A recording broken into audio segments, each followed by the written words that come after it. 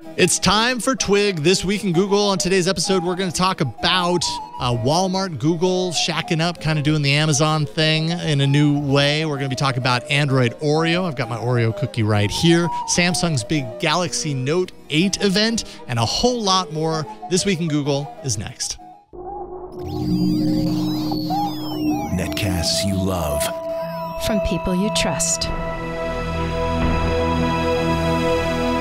This is Twig. Bandwidth for This Week in Google is provided by Cachefly. CACHEFLY.com. This is Twig This Week in Google, episode 419, recorded Wednesday, August 23rd, 2017. Foie Gras Lollipop. This episode of This Week in Google is brought to you by Felix Gray. Give your eyes the break they deserve. Felix Gray glasses filter blue light and reduce eye strain without the ugly yellow tint distortion of other computer glasses. Go to felixgrayglasses.com/twig to try a pair today. And by LegalZoom. August is National Make-A-Will Month. Prepare for your family's future. Visit LegalZoom.com/prepare today for a free estate planning kit. And by Rocket Mortgage by Quicken Loans. Home plays a big role in your life, and that's why Quicken Loans created Rocket Mortgage. It lets you apply simply and understand the entire mortgage process fully so you can be confident that you're getting the right mortgage for you. Get started at rocketmortgage.com/twig. It's time for Twig This Week in Google. This is the show where we talk about the Google, sometimes as I like to call them, the Goog, the cloud. Sometimes we venture off into different directions, Facebook, social media, all sorts of topics. But, you know, we've got a lot of Google stuff to talk about today, so I have a feeling we're going to be mostly on point. I'm Jason Howell, filling in for Leo Laporte, who is, I think he's in Anaheim, right? He's traveling to Anaheim for the podcast movement. There we go. So he's not here this afternoon. I'm joining you. I'm super thrilled to be back. Joined as always by Jeff Jarvis, buzzmachine.com, professor at the CUNY School of Journalism. How you doing, Jeff?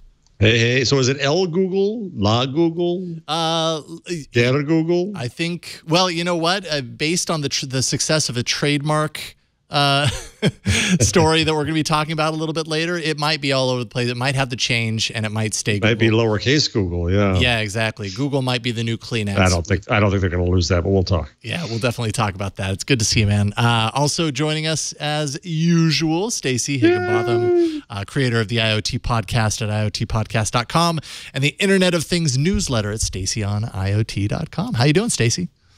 I am super well. Super well. Super good. I'm excited to be here today. I've had a lot of coffee. Excellent. It could be a problem. That makes for the best show. I think we're all super caffeinated. Everyone be alert. And you have kind of some things happening in the background behind the scenes. Your Google Home is booting up because you're going to maybe, if we can get it to work, you're going to maybe test out making a phone call with your Google Home. Yeah. We love doing these raw demos where we don't actually know what's going to happen. We troubleshoot so you don't have to. That's right. We make telephone calls because no one makes telephone calls, so you might as well see someone making telephone calls. I don't know. I guess I don't make very many telephone calls in my life anymore. It's all text. It's all messaging. But it's nice to have this feature. It hit my Google Home a couple of days ago, and then I promptly made a telephone call to myself because I didn't want to bother anybody, basically. Because you have no friends? Because that's how I felt when I alerted my Amazon Echo to its calling features. I was like, I don't have any friends. Wow, look at that. I'm going to message my phone from my Echo. Exactly. I was like, someone go in the room. We'll try it from here. I mean, I'm sure you know people who do have the Echo. Have you ever thought about like giving them a call on their Echo? So the only person I've ever called on the Echo, well, I've called my daughter in her room. So we use it like an intercom. Actually, that's been useful the last couple of days.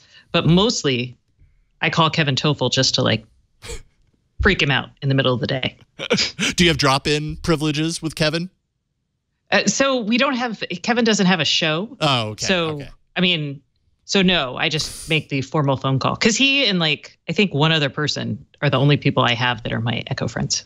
But Google, since it uses your phone number, you could have real friends. Yeah. With phone privileges. It's true.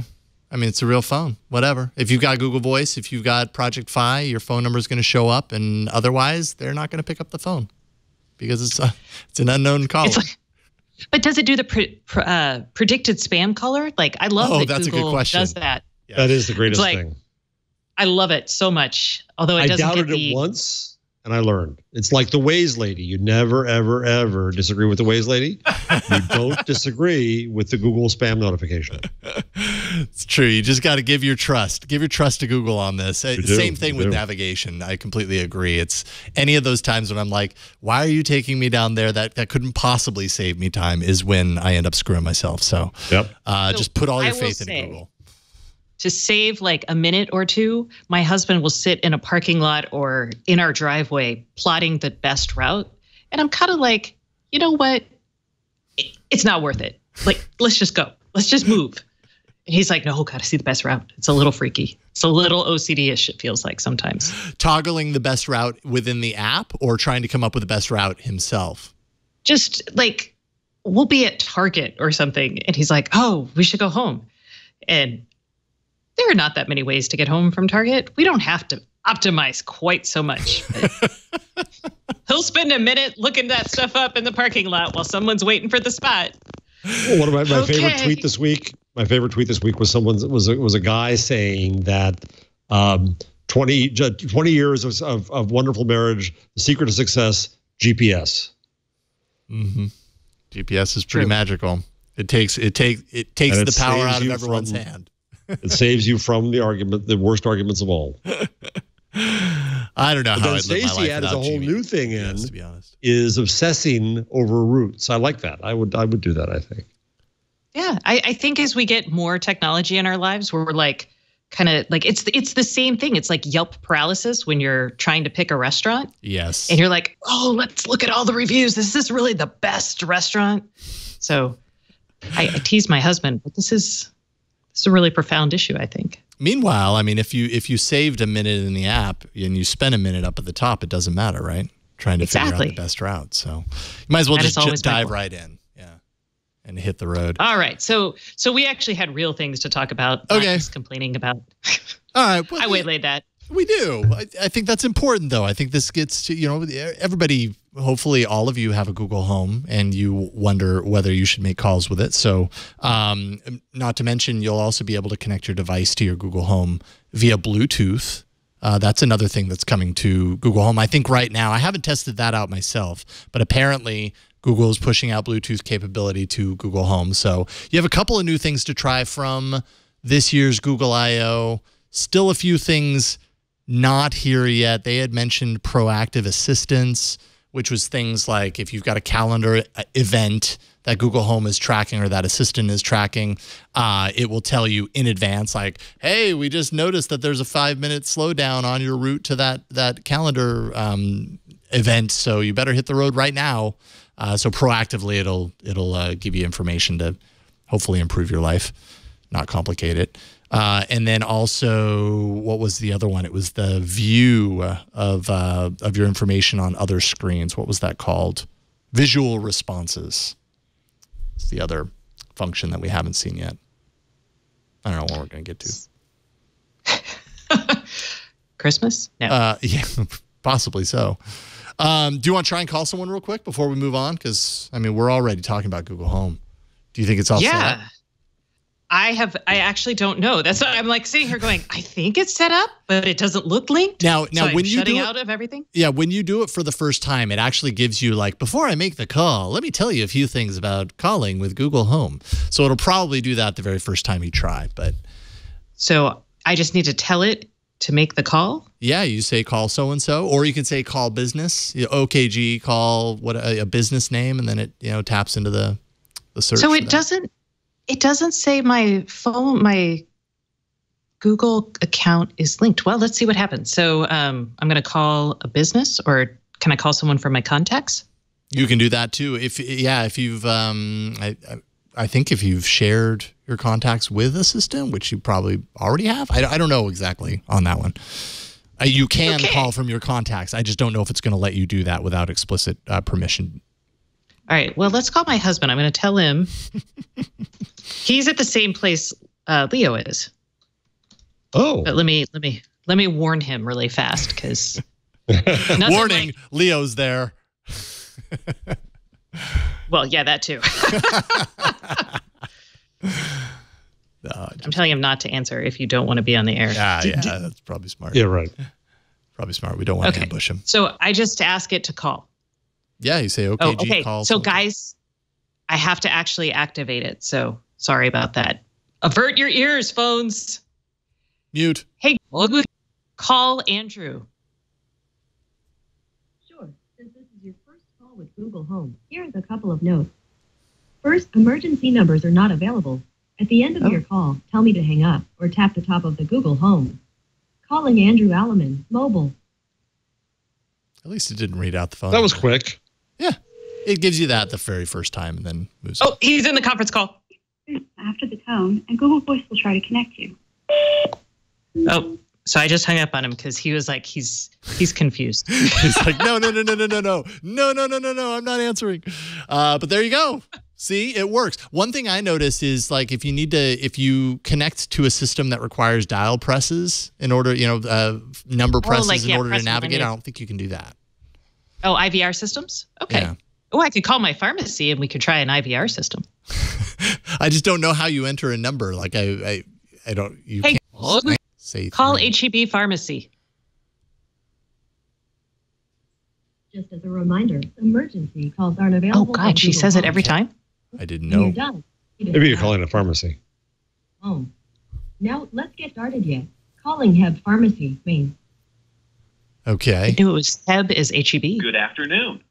Thank you for calling your HEB Pharmacy, located at Village Center Drive and Far West Boulevard. So, what do we want to order? If you're calling from a physician's office, press 1. If you're a pharmacy customer, press 2. Let's masquerade as a dumb physician. 2. Yeah, you tap the microphone 2 times to do 2. No. That was an option. Yeah, I don't. Sorry, Runs with Scissors, who said, you triggered my home. Yeah, it's bound to happen. We'll mute it in the downloaded version. Yeah, so I don't know if there's any way to do that. What's the advantage of this? Of phone calls? Hands-free calling. It's the same thing that you would do, I guess, if you had your phone next to you. Right. So, yeah, is there an advantage? Oh, I have one. This is actually a good use case. If you have one in your home and your kid wants to get in touch with you, they can call you even if they don't have a phone. So it's like a landline in your house, unless you want to make emergency calls, because it doesn't do that. Right. Which it really should, let's be honest. It should be able to do that, but I guess I kind of understand why it didn't launch with it. Hopefully they get that eventually. That's a really good point. The kids could just reach you no matter what if they don't have a phone. Or your babysitter. You could just be like, call, Stacey, and I'm totally going to tell my babysitters about this. This is great. Okay. So now it does work with multiple accounts, right? So if you've set up multiple accounts, then it's going to determine who's talking and therefore whose contact list that query is hitting. If your babysitter tries to call you, is it going to recognize that you are you because your babysitter is different from you? You know what I mean? Like your babysitter doesn't have a contact list. Maybe your babysitter would need your number in order to do that. I don't know, but we could have. Oh, right. That's a really good point. Yeah. I have a babysitter coming in, 15 minutes or so. Cool. Bring the babysitter in here. We'll talk to the babysitter and get to the bottom of this. Hi, welcome to your job with me. Would you come this way, please? I need to set you up and have your voice recorded forever on Google. Yeah. And we're going to release it in the form of a podcast. Are you okay with that? Well, so her house has a Google Home. So her voice is already in Google's cloud. How crazy would it be if she walked in and Google tracked it to her contacts? Oh, that would be freaky. That would venture into the weird, creepy area. We would all be like, that would be big news. Anyways, there you go. I could see myself like in the kitchen taking care of stuff. Need to call my parents just to check in, say hi. Like I would use that totally. Hopefully it sounds good on the other end. I haven't tested that out to know what it actually sounds like when you're calling from that microphone across the room. You know how roomy it is. It's probably going to sound kind of echoey, to be honest. But the room I'm in sounds echoey. So sounds great through this microphone. We need a high. This is a great microphone. Yeah. I think this is a. What's that? Okay, I think this is a Heil. It is a Heil, yeah, the PR40s. Excellent. All right, so Google Home, there we go. We started off with that. News today, kind of along this tip, is that Walmart and Google are getting into a partnership. They're partnering up on product sales via Google Home, which is the first time that Walmart has offered its products online outside of its own site. So kind of a big deal for Walmart. Google, of course, doesn't have, up until this deal, doesn't have what Amazon obviously has as a feature of the Echo, which is its tight integration with its own services for selling products. So now they do. Walmart, I mean, by many accounts, would be kind of the closest competitor in the space with Amazon as far as the sales aspect, although a distant second, I would say. But you guys going to buy anything with your voice? Is this something that you're gonna want to use? What do you think? I buy very few things via voice. Yeah. It's mostly music because it's definitive, or it's reordering things I've already ordered from Amazon. So I guess I could buy something from Walmart, but you have an Echo, so you're probably going to use I'm it. Also, and I'm also a snob. I'm sorry. I don't shop at Walmart. Yeah. Yeah. And I know I'm bad. Oh, it's out, you elitist, you. I'm not great about this unless I'm in a small town. And Stacey, I couldn't agree more. I go in there, I get hives. See, I feel that way about TJ Maxx too. Oh God, I'm sorry. Oh, it's all man. We're learning worse. so much about you. Worse. Okay. Oh, Stacey. Yeah, Stacey I would rather shop at Target. She's soon going to be putting up Instagrams with hashtags that say Armani. I'm going to say Armani, Valentino, and Hermes. Yes. Is that Hermes? I can't. Hermes, yeah, I believe so. Anyways, Hermes was it? Yes. I buy my ammunition at Academy or Cabela's. Oh, now that's scary. Okay, all right. This has gone off the edge here. You're armed? I am not armed. I mean, I have arms. No, but not armed. Not in this room, anyways. So okay, not until you get the thing that punches Leo's head. Not until I get that. Yeah. But so, yeah, Walmart. The choices are too many, and it's Walmart, and that's all I'm going to say. Okay. So I probably won't use it. Okay. I'm sure there are. I mean, there are a lot of people that do shop at Walmart. I wonder how much that Venn diagram of Walmart shoppers and Google Home owners crosses. But maybe, I mean, obviously the goal here is for Walmart to increase online purchases. So maybe exposing it to new markets, new audiences, or new customers through that. And Google wants people to think of Google Home in the same way that people think of the Echo as a shopping device. I just don't know how many people are actually shopping with their voice, but maybe that's because I only have a Google Home and I haven't done that yet, and I don't know the amazing, aspects of it firsthand.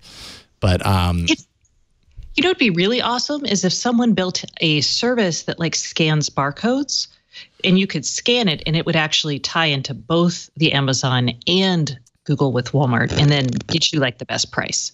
If we were truly talking about competition, that's the sort of fulfillment that would happen. Mm-hmm. And then these guys just turn into fulfillment houses. Yeah. But that's crazy. That is crazy. I know. Look at that. Me thinking about consumer value as opposed to vertical integration and corporate value. Quit thinking about the consumer. Haven't we learned by now? This is going to happen late September. Google is dropping its $95 Google Express fee. So Google Express is kind of a way that it ties in not only to Walmart, but to Target and Costco, I think, and other brands to deliver their products. They're dropping the $95 fee for that. And still charging on per delivery. So from what I understand, it's going to be free delivery as long as it qualifies per merchant. So Walmart, for example, offers free 2-day shipping on purchases over $35. And so if you pay more than $35 for the products that you're buying from Walmart through Google Home, then you will pay no shipping. It's basically passed through from the merchant on the other end. So kind of analogous in some ways to what Amazon is offering with Prime, although Prime you have to pay up front and then you get free shipping for the entire year. You also get a bunch of other services along with that. So the value proposition is a little different. far as that's concerned. And you also get a history, and what that'll be kind of interesting because, again, like I said, I use my voice ordering only for reorders because I know what I'm going to get, right? So if it keeps your history for you, so like if I can order Tide detergent from Walmart and always get the same kind of Tide, that actually might be cool. And they do, Stacey. They do. Easy reorder, which is a feature of Walmart that they announced earlier this year, I think, that essentially tracks both your in-store purchases and your online purchases. So you can sync that account up with Google Express to do exactly what you're talking about. Meanwhile, the FTC just moments ago approved the Amazon Whole Foods purchase. Oh, really? That just must have happened, right? Okay. Yes, it just did. So this all becomes really meaty. Mm-hmm. That is so exciting to me because and this is something I've been thinking about is how I want to order my groceries. And I don't want to sit there and tell Amazon or Google, Apple's, I don't want to read a list to it, right? Nor do I actually think I want to do the dash wand. So I think what would be really awesome is if Amazon and Walmart got a step above and started creating did a tie-in with a recipe site so you could click, I want to make this, and this week. It generates a shopping list based on that, plus your staples, and then it's there. So I think there's still a missing piece to make this really easy. Way back when, my children, way back when I was part of the founding team for Epicurious, we worked on just that. It was way too early. Oh, I'm excited because I feel like this is not a crazy thing to want, but maybe it is. No. We worked on this for Epicurious. It was way too early because there was no mechanism to actually buy it. And so what would you get? You maybe get a shopping list in your phone. But that was the idea, is you could say. But the complication often is it always comes down to digital inventory. What's your inventory in your house? What do you actually have? Do you really need that ingredient? You don't need to buy every ingredient and everything you make. Mm-hmm. So how does your house know what it has? It's an interesting challenge. It's also a challenge for stores. Well, you assume you're organized, Stacey, like you. Look at my office. I'm not organized. I also don't cook with a damn darn. But the second problem is now if you're Walmart and if you're Whole Foods, fine, there's digital inventory. When I years ago talked to PayPal and eBay when they were together about trying to get local advertisers involved, the problem they said was that local merchants don't have their inventory digitized. And I wrote up a whole business plan for basically the open table of local merchants, that if you handled your inventory anyway, it would then make it available online. And then you start to bring in new development mechanisms, delivery mechanisms, because the U.S. Post Office, if it has any sense, is going to fight for this too. They're going to compete in this space as well. There's going to be tons of local merchants and tons of local delivery options. So you get to a world where you say, I want chilaquiles, and you should be presented with choices as to where and how to get them. That's when it's best for you as the consumer. I agree. I also like chilaquiles. I was going to say also the best choice for the consumer is a chilaquile. Yeah. Very chilaquila. Kia. Is it Kia? Chiles? I've always I didn't put on the rundown the most important thing to talk about, Stacey. I can go run and get it now. No. Oh. I put up a tweet just for Stacey this week. I was in Trader Joe's. You bought it? Oh, I bought it. I haven't. Yes, I haven't eaten it. I looked at this jar of queso, and the nutrition was like 0.0000. I said, how is this possible? It's cheese. And so I tweeted Leo and Stacey came back and very condescendingly but correctly said, it's cheese, Jeff. It's supposed to be cheese. This can't be possible. Yeah, it's supposed to have milk and protein and fat and. It had milk whey. That has protein, but your ingredients, I think you should eat it, and we should watch you for the rest of the show just to see if you keel over. So anyway, I didn't mean to go off on a tangent. So you disintegrate before our very eyes, thanks to the chilaquile is in. Right, there it is. Trader Joe's queso. There's a picture. That's right. There it is. There's the ingredients. So cheese dip, and But what we're seeing in the nutritional facts there is different than what you saw. Oh, it is different. Very different. Okay. All right. I was trying to figure it out. Oh, that's weird. Now, so what do you think about, like, I'm curious why Amazon didn't buy something like Trader Joe's as opposed to Whole Foods, to be honest, because their model seems. Does it? Well, their model is just right. Yeah, their model is just right because it's unique properties and all that. But I think they want to compete on a commodity level too. If you need it, we got it. You want bananas? We got bananas. And I guess I don't know what Trader Joe's physical footprint is versus Whole Foods either. Like, we just got a Trader Joe. How many Trader Joe's stores are there? Yeah, that's a good question. Trader Joe's number of locations is 465. 465. I'm going to turn down the volume again. Oh, Whole Foods has like 445. Just did it again. That's all? Here's a summary from the website .wikipedia.org. The 365 stores offer a rewards program. 360. Trader Joe's has more? In May 2015. Okay. That was... wow. You're right, Stacey.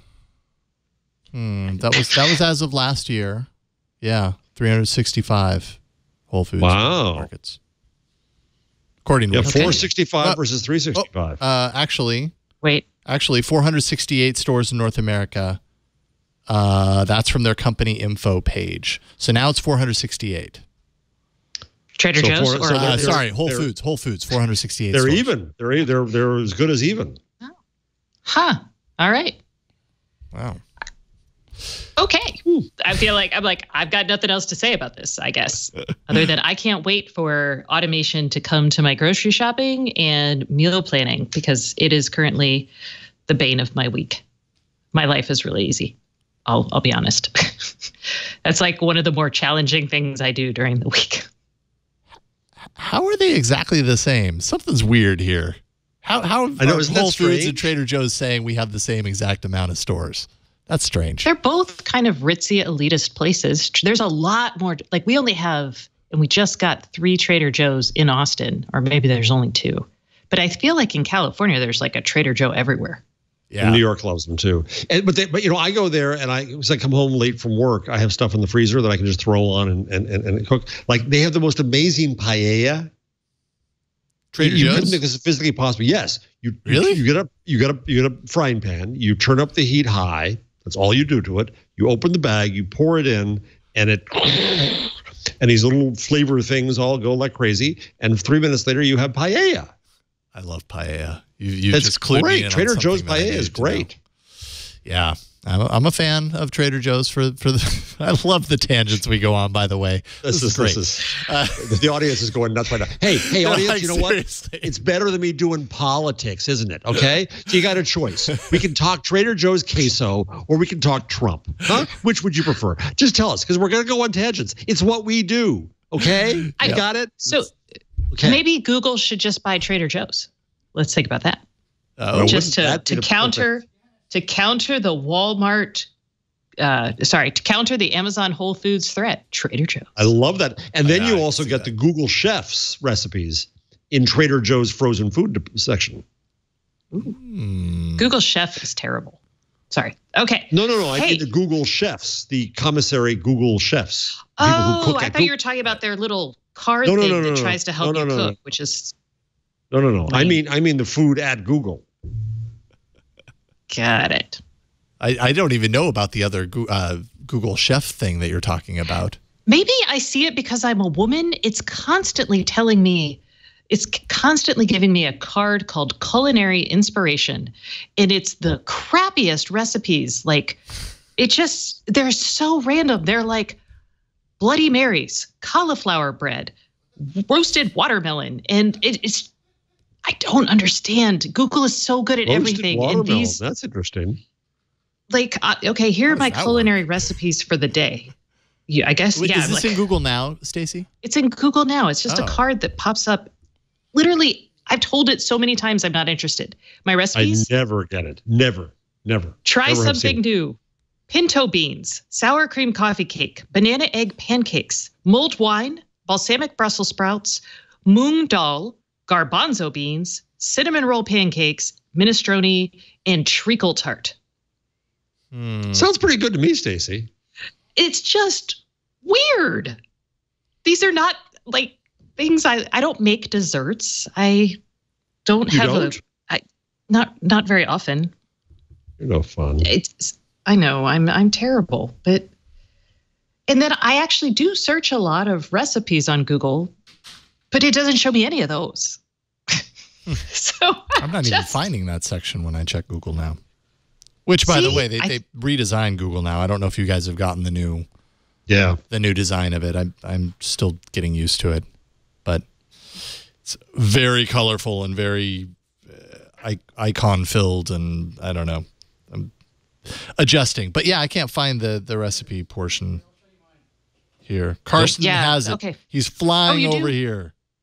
Oh, wait a minute. If I went into more stuff, I'm sure it would be in there somewhere, right? No, I'm going through that myself, but Google knows me.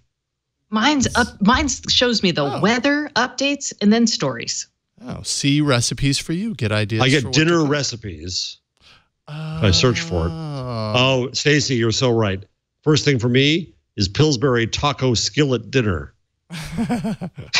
It thinks I shop at Walmart. It knows you so well, Jeff. Then there's Traeger Grill's roasted hobo dinners. Who wants to eat hobos? That's just the beard it's talking to. See recipes for you. Cooking. Here we go. Try something new. Okay, got it. Baked mac and cheese. It knows Karsten well. I bet I would make a lot of those recipes. Hamburger meat recipe. This is probably what you were talking about, right? It's like yeah. That sounds okay. Those are actually dinners. Those make so much more sense than mine. Although foie gras, wow. Foie gras for those nights you decide to make foie gras at home. Yes. How many times have I decided I'm going to make foie gras for dinner tonight? Got some liver lying around. Give me a goose. Where's my goose? Make it again. See cooking-related articles you viewed recently. So there's at least a little bit of a history there. There is, but it's really random. That's what I don't get. It picks like a topic, and it's like, this is it. It doesn't go by most recent even, or the most often ones. Like there's some recipes I always look up. Yeah. I would feel like Google, because I'm Googling for it. Ooh, that's a good segue into like, it should just show me those. It knows I want those, but instead it's, ooh. Foie gras lollipops. I think I've seen enough internet for the day. I've had enough internet. That's it. I'm done. I'm pretty sure I would not like foie gras lollipops. Just saying. Not a big fan of foie gras. I think this wins the tangent award between. Hey, I think this. We brought it back around to Google somehow, right? We showed off a feature. Barely, man. We're just glancing on Google, you know. All right. Off the edge. Did you hear me? Did you hear me say I was just going to Google that, meaning search? Okay. Go follow that tangent. So let's talk about. Excellent, Stacey. Excellent. Let's talk about. Is it Trademark? It's Trademark, right? Sure. Yeah. The what is it? Let me find that. This is the Supreme Court is basically okay. All right, let's take a step back. Is Google too generic? That's what this is all about. Should it have trademark protection? Google, as we know, is very commonly used as synonymous with search. Let me Google that for you. I went home and I Googled this thing, whatever, instead of search. We've just gotten so used to saying that. Back in 2012, there was a guy, Chris Gillespie, who registered 363 domains with the word Google in it. Google sued, and they won forfeiture of those domains. Chris Gillespie then sued to invalidate that trademark because, to him, his case is Google means to search. It doesn't necessarily mean Google as a trademark, as a company, whatever. Appeals panel ruled in Google's favor, saying Google means more than just search because Google has a lot of other products anyways. Also critical to this is that it would have to Gillespie would have to prove that Google is an exclusive term that competitors must use in order to describe their own product, which I think is absolutely not the case. Yeah, I doubt that. So I can see Microsoft doing that for spite. Yeah. Hey, Google it on Bing. Yes, totally. Google this on Bing. Bing that on Google. Could totally see it. You woke up my home, Stacey. Oh, sorry. He appealed his court loss to the High Court, now petitioning the Supreme Court to review the lower court's ruling. And yeah, that's kind of where we're at right now. We do not know what's going to happen. I mean, it's not going to happen, right? Google's going to retain this. I don't see how that doesn't happen. Didn't that Kleenex, Xerox? Where else is? Because Kleenex generic now? Where's my AP style book? I don't think what's so. That? Escalator is, Thermos, aspirin, videotape. These were all trademarked. And videotape was a trademark? Apparently, that's what the Ars Technica article said. Were once trademarked. And what was the term that they used? It's genericide. Genericide. Genericide, which is when a name becomes too generic. When your name is just too synonymous for this thing, it experiences genericide, and ultimately that trademark can be revoked. That's not going to happen with Google, though, right? It could. I didn't know heroin. Who was fighting for heroin? Sorry, Scooter X is saying, listing all these crazy ones, and I'm like, oh, okay. So what? Okay. A Bayer trademark? Heroin was a Bayer trademark? Oh, wow. Oh. Gosh, we're all sorts of information today. The more you know. I know. Okay, yeah. so that's do we think what this Twig happens? is good for. So the danger for Google then is A, it can't control these domains. B, it can't control what people do with the word Google anymore. It would be a horrendous decision. Oh, yeah. It is so clearly a trademark. And Google defends it. Google had to sue this guy. That's how you defend the trademark. I can't see the Supreme Court taking this case. Yeah. Somebody's appealing to the Supreme Court, but I can't see them taking the case. So I think it's a bit of an overblown headline. Supreme Court could decide. Well, yeah, I can go and appeal, my parking ticket to the Supreme Court. Anything's possible. Yeah. But yeah, I couldn't see that happening either. But in this day and age, you just never know. Even the impossible, even the seemingly impossible is possible, I suppose. I don't know. Google's just got so many other things going on. Oh, Google as a search term, like Google as being synonymous for search, yes, but Google means so many more things other than just search. It's not. It's interesting that's a factor in the case, that it is not synonymous merely with search. Mm-hmm. Oh. Well, that helps keep its company name for. I mean, that is an important aspect of the case, so that makes sense. I'm also wondering whether does the fact that tweet is a variant on Twitter, is that helpful to the corporation Twitter? Because the verb became a different word. If it's I'm gonna go Goog that, as opposed to Google that, would that be helpful that we used a different word but it still was associated with Google? I thought it was kind of funny. People said I'm going to tweet that. I got the joke, of course. But I would Twitter that would be more sensible. Mm-hmm. The problem here is how many company names like this are turned into verbs in the internet age. You don't Microsoft anything, you don't Yahoo anything, you don't AOL anything, you don't. But you do. Anything. But you do. Yeah. You Uber places, but you take an Uber, so it's both for that. Let's see. No, you consult Waze. Do you Slack things? You do. Slack me. Really? We have said, Slack me or send. I mean, we use other phrases too, like send it to Slack or whatever. Let's see. Dropbox. No, I don't think so. Yeah. So no, Dropbox isn't one. I'm running through my apps. I'm like, what else might I say? Skype. Yeah, that's a good one. Oh, Skype? Oh, yeah, okay, Skype. Yeah. That's true. Yeah, let's Skype. Yeah. So Google is generally different in that case, where it is a brand turned into a verb. But still, it's a rotten case. Yeah. Oh, Venmo is another one. Yeah, Venmo me. That's pretty obscure. That's not obscure to like anybody under the age of 30. Ooh, sing. I'm not just. Ooh, ageist. I mean, if you hang out with people who like are young staffers, Stacey, you're college kids. Oh, come on. Okay. All right. We have. You know the story I want to talk about. Yes. You know the story I want to talk about. What is the story? And we'll come back to it after the break.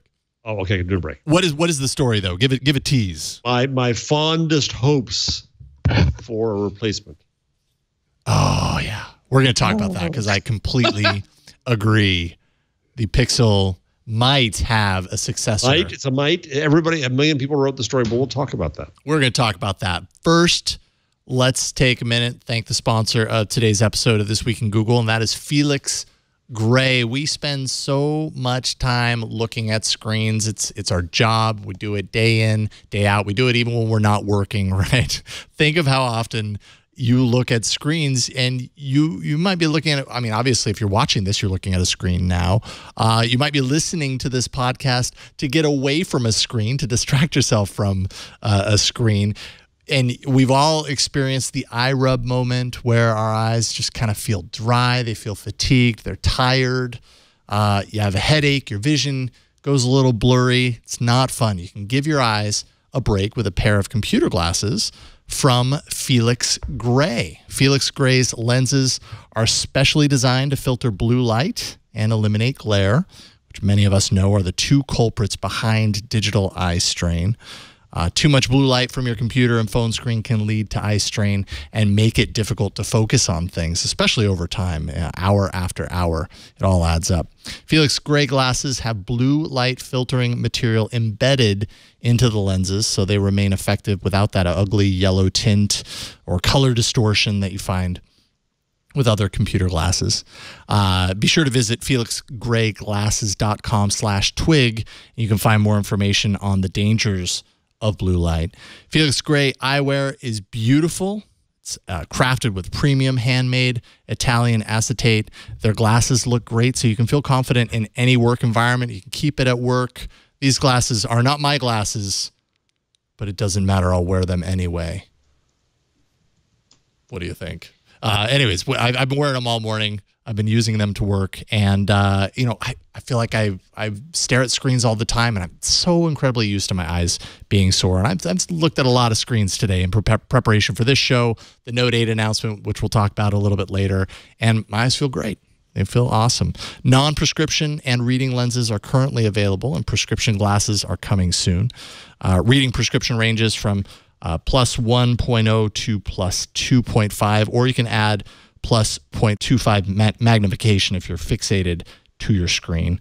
Programmers, financial analysts, etc. A lot of people can benefit from that. All orders include free shipping and free returns, so there's no risk in trying them out. You can get them, try them out, see how they look, see how they feel, and I think you'll love them.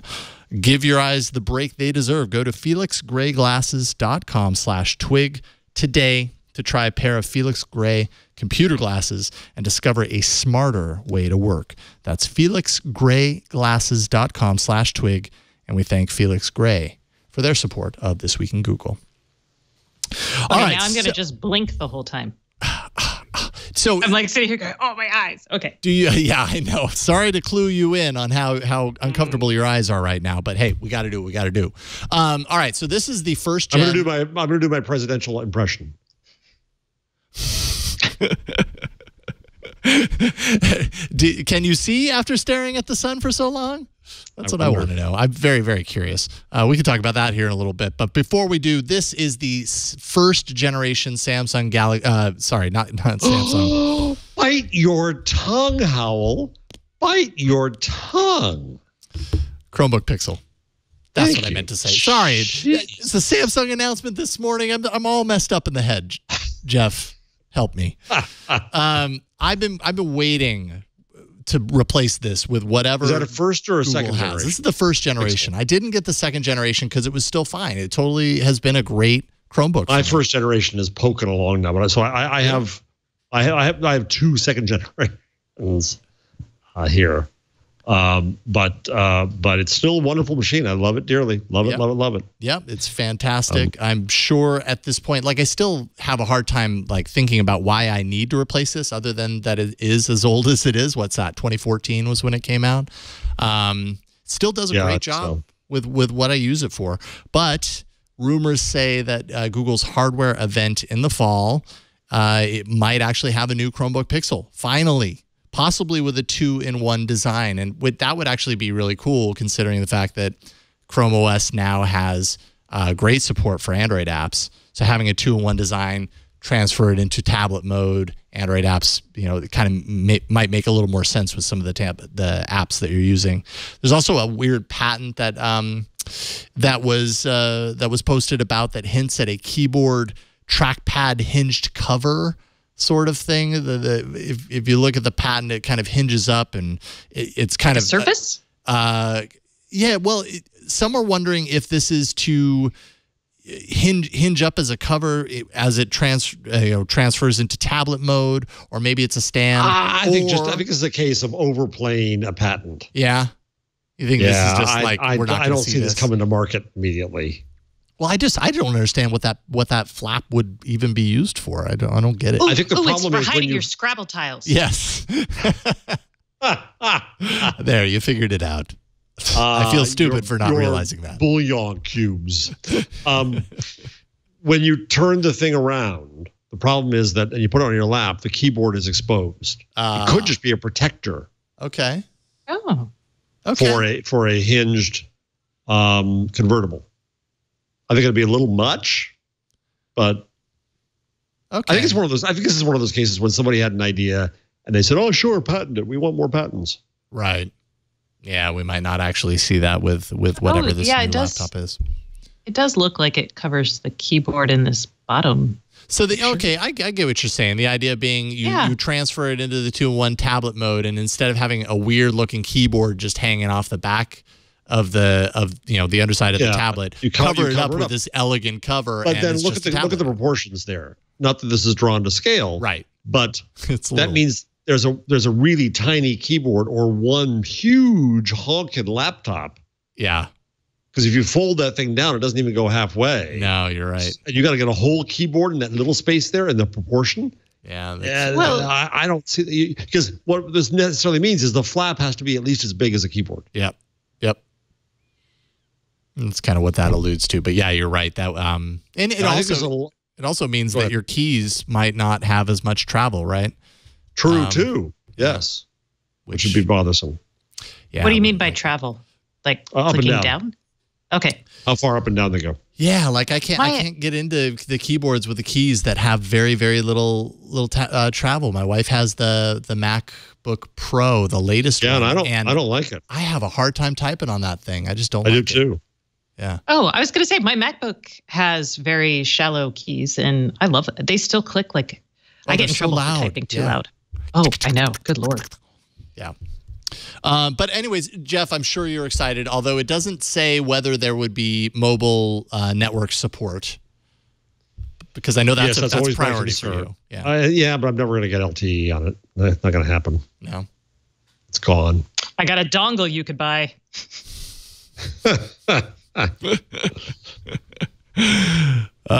We will also possibly see a smaller Google Home, like an Echo Dot sort of miniature Google Home device at this event.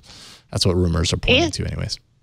The thing I'm excited about, are we going to talk about the earbuds with Assistant? Go for it. Because I thought that was pretty cool. That was also, I love that kind of sleuthing when you pull back those builds and find the stuff. Mm-hmm. In the not bistro, it's bitro? Bisto. Bisto, that's it. Bisto. It's like, it's not a word that's real, but it sounds disturbingly real. So I would love something like that, because Assistant is actually super useful. And wait. Bisto is a well-known brand of traditional British foods in the United Kingdom, most famous for its gravy products. So I just want to make sure we stayed on our theme here before we go too far off of it. Good. Of ridiculous food things. So Bisto. So you could order Bisto. from Walmart using your Google Home. Yeah. Google Home. Right. Okay. So this is gravy on the story here. Go ahead, Stacey.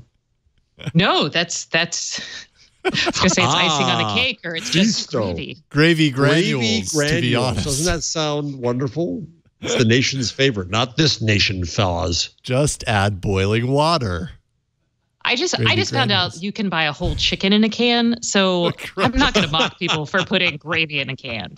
Just whatever floats. I apologize, Stacey. So now Bisto, keep going. Go back. I'm sorry. Oh no! So basically they broke down the APK, and they discovered references to Bisto, which looks like Google Assistant in headphones. Which exciting. That's all I know about it. But to me, what's neat is how you can see the functionality they're building in. That you can turn it off, how it's going to respond to you, and things like that, which was kind of nice. Yeah, I mean, I'm guessing. I mean, obviously, it would connect to the phone via Bluetooth. It has a button, a hardware button that you could use to summon Assistant, and because it's connected via Bluetooth, I'm sure all this is passing through to the phone. So when you need to ask it to tell you something, you just hit the button and ask it, and you get your answer in your ear. You also get notifications in your ear. You hear the reply to your queries, all that kind of stuff channeled into your ears. Now, it doesn't, you can choose, I assume you'll be able to choose your notifications, because there's a huge backlash again about notifications. And I'll be honest, they are going bonkers. Yeah. But can you imagine just bing, bing, bing? That's no. So do you do separate in-ear notifications, but your headset gets more? I'm really curious, as a developer, how you're going to have to start thinking about notifications at different levels for different UIs. And you may never know what someone's going to be on at any one point in time. Yeah, it could also depend on which version of the OS that you're on. We haven't even talked about Oreo. We could talk about that next. But one of the features of Oreo is notification channels, which is grouping notifications, and it's all customizable on the user side. So I could say all of my messaging notifications go into a single notification channel, so it can be collapsed. It's a way of organizing your notifications. Maybe you add priorities based on that, and you say, actually, when I'm out and about, I do want to hear all of my notifications that come from messaging apps. I don't want to hear notifications that come from Google Photos when it says it created me a collage. I don't need that. I don't ever need that. The fear, of course, is I've got things now that Android is on my Chromebook. There are certain things that like the New York Times opens up when I click on a New York Times link, it opens up the New York Times app rather than the New York Times on the web, and I don't want that, and I have no idea how to go fix that. No idea. Oh, interesting. So I'm stuck with this forever. I've gone through every setting I can possibly figure out. I've tried to search for it because it's too hard to search for. Somebody in the chat room, I'm sure, will be smarter than I am. Can you just delete the New York Times app from your phone? Well, but I want the New York Times app. I just, when I click on a link, I want it to go to the web so I can then share it and do the other things I do with it. Oh, so the app is I hate that with Amazon. Yes, this happened to me actually, because an awesome book was on sale. So I tweeted out that it was on sale, and I wanted to give a link to the Amazon link, but it kept opening in the Amazon app, and I couldn't share the link, and I was very angry. Well, there's a little link on top that says to get link, and if you have the affiliate thing, when I get a link, it includes my affiliate in it, so I'll make 3 cents. Grr, grr, stupid apps breaking the open web. Arr. Yeah. And even if you didn't have the app installed, it's possible that it would serve up the instant app of the New York Times page anyways. Speaking of segues. Is there something in here on instant apps? I may have missed it. Well, in the sense, I sensed something in Oreo. I think it sounded like instant apps to me. There was one of the descriptions of the Oreo functions was that you could open an app even without downloading it. Oh, yeah, that was promised so much longer ago, or so long ago, and I was so excited about it. And then, this was not even last Google I/O, but it was the I/O before. That's right. Yeah, you're talking. Okay, so you are talking about instant apps. That is instant apps. Same thing. Oh, okay. Yeah, and you know what? I have yet to really see that appear organically. I think I've forced it to happen, knowing one of the apps that if I did a search for that particular service, it would probably come up, and it did, and it was kind of neat. But I haven't just stumbled upon it in my searching on Google for things. my mobile device. But it's out there. It's definitely rolling out more and more. But I don't think there's. Well, wasn't it designed to be part of Assistant? Because the idea was Assistant might say, "Oh, do you want a table for you want reservations?" And then it would, instead of opening up Open Table, it just like make that happen via. I always thought it was part of that kind of. Because if you have an AI doing stuff for you, why the heck does it need to open up apps and give you choices that you're just going to have to deal with later? It should just do it, which means you would need something like Instant App. It would start doing those negotiations for you. Yeah. That's my hope. I wonder how they are interrelated between what you could do through Assistant and what you can do through search. I know you can get to it through search though. If you do a search for like, God, what is one of the services? It's been a while since I tried it, but one of the like Kayak or something like that, a travel assistant service like that. Sometimes it'll pull up the actual app experience, even though you don't have it downloaded, and that's Instant Apps in effect, working through search, not necessarily through Assistant. But so I haven't heard that as much around Android O. I think it's just like coinciding with it. Like you said, that was announced a couple of years ago at Google I/O, and now they're finally starting to roll that out. But we do have Android O. It's a thing now, and this is like my third day eating Oreos. I'm not sick of them at all. But Android O is Oreo. This was life-changing. You know that there are peanut butter-filled Oreos? Peanut butter cream Oreos? This was life-changing for me. Are they good? Absolutely life-changing. Yeah?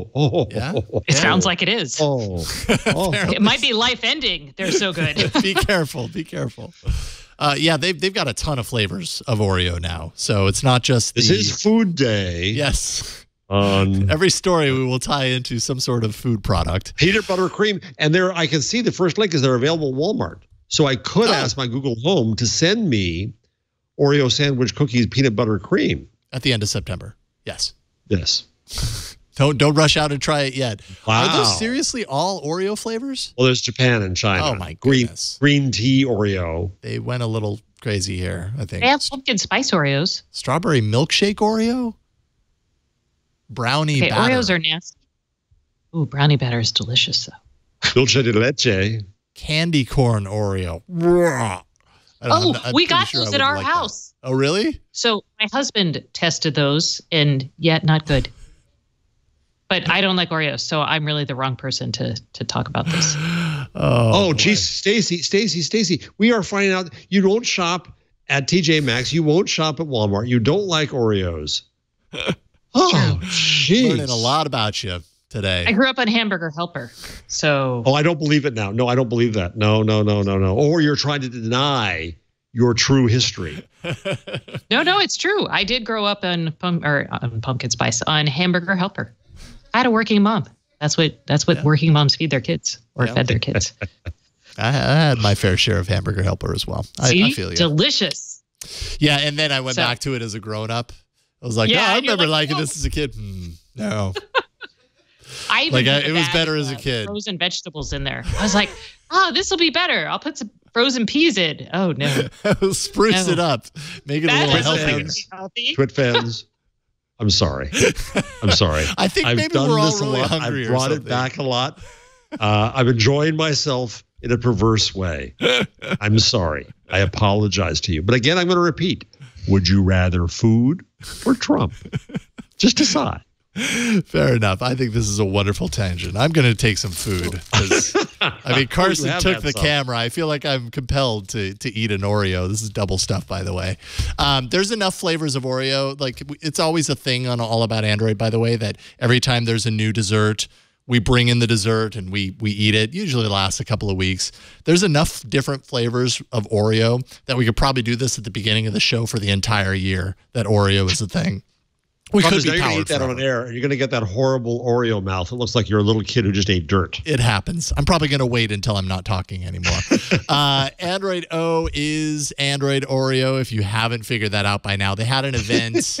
Was it yesterday morning or Monday morning? It was Monday morning. And it was it was Monday morning. The unveiling of a statue. It's basically the Android Oreo figure emerged out of this statue. This was in New York. How do I not get invited to these things? This is pissing me off. I would kill to be there. You really needed to be there for this. Let me tell you, this was a spectacle to be seen. It rises out of the cookie. All right, Google did it. I'm not sure what it is, but they picked Oreo. And yeah, I don't know what we expected out of that event. It was literally an event that was just here's a statue. But hey, it was fun. They have a new superhero. The Android mascot this time around is a female superhero, by the way. Body of the Oreo cookie. It's a total co-branding partnership. You probably remember Google did this a few years ago with Kit Kat. They had a co-branding relationship with that, and I just didn't think they were going to do that again. Everybody was pointing to Oreo as being the next version of Android. I didn't think they were going to go there again, but apparently I was wrong. Wait, I'm sorry. This is a girl? Yes. Oreo? She is. Yes, she is a girl. Okay. Well, how do we know that? Cookies have no gender. No. The cookie. Well, the cookie might not be a girl, but the Android mascot with the cookie this is when Leo would make in an her appropriate stomach joke calling you But cookie. But how do we know? We can do without that. We'll skip right over that happening. And it's going to be awesome. He's not here. But how do we know the statue and the Android is because that's the cape. Anybody can wear a cape. Yeah, no. The Ad Age had an antenna? article about this. Ad Age kind of covered the lead up to this. And Green two-tone socks mean girls. I don't get it. That's what they said. I trusted them. Not sure if I should have trusted them, but I did. Actually, Google also said this in their announcement. What did they say? They said Oreo combines the intelligence of Android and the playfulness of Oreo, and they mentioned, I don't know. It's all marketing speak. But well, hey, let's talk about Project Trouble, because that actually is really possibly pretty cool. And I'm never going to understand the concept of a female Android cookie, so I'm just going to give up. My brain's just going to go away from that and into updates and modular architectures and how this could be in better support. So yeah, let's talk about that. Yeah, no, Project Trouble's a big deal. I think Project Trouble, in my understanding of it, is the beginning of Google finally. Google's known for a long time that Android has has an Achilles heel, which is its update situation. On Apple's iOS, they control everything, right? So when a new version of iOS comes out, you're talking like 95% of iOS users have it within like a week.